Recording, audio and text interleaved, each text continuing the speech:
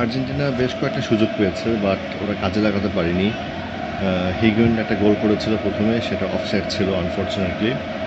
এছাড়াও বেশ কয়েকটা চান্স পেয়েছিল, বাট আনফরচুনেটলি চান্সগুলো যে গোলে কনভার্ট করতে হবে সেটা করতে পারেনি। আর জার্মানি ওদিকে বেশ ভালো খেলেছে, এখনও খেলা চলছে, এখন হচ্ছে এক্সট্রা টাইমের সেকেন্ড পার্ট। সো এই নেক্সট 15 মিনিটে যদি কোনো গোল না হয় তাহলে হচ্ছে টাই ব্রেকার হবে। আর আমি মনে করি যে আর্জেন্টিনা আজকে যে অ্যাটাকিং ফুটবল খেলেছে, এই ওয়ার্ল্ড কাপে কিন্তু তারা এরকম অ্যাটাকিং ফুটবল কোনো ম্যাচে কিন্তু খেলেনি।